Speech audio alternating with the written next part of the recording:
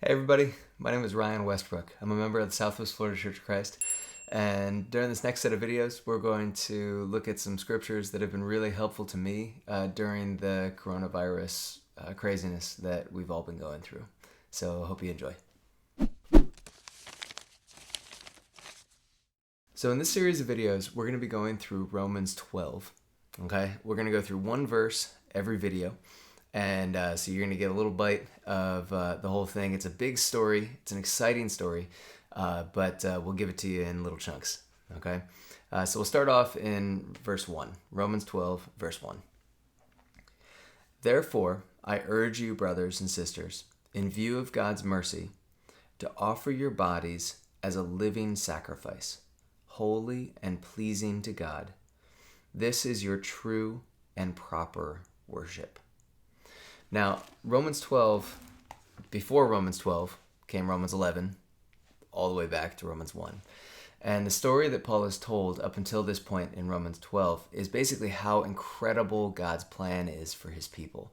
How he's basically taken the Jews from the time of creation all the way forward into the time of Jesus. How he's dealt with the problem of sin, how we're to come into a right relationship with him. And right at Romans 12, right at this verse that we're reading, Paul kind of pivots. He turns the whole narrative around into what we do about that. Okay, so it's like we can't ignore what happened in verses 1 through 12, right? Or chapters 1 through 11, because that's the gas in our tank. That's the engine that we need to live as Christians. Okay, but so don't skip that. Okay, go back, read it. It's important.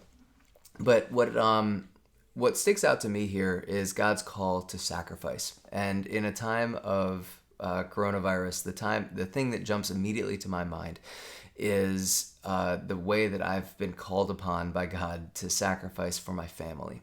If you're anything like me, maybe you're not, but I have kids. I have 3 kids. They're 8, 6, and 1 right now. And school has been crazy.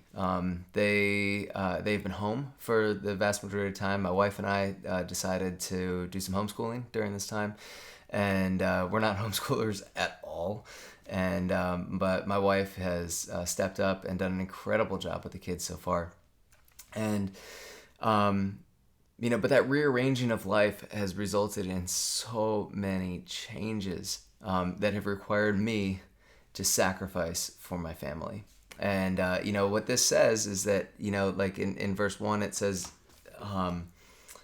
in view of God's mercy, to offer our bodies as living sacrifices. And what I want to ask you guys, and this is the question I've asked myself, is don't be a suffering servant during this time.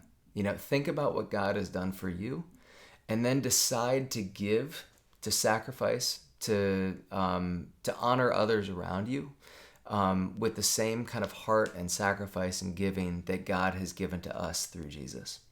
So that's all I got today. We'll look at Romans 12, chapter 2 next.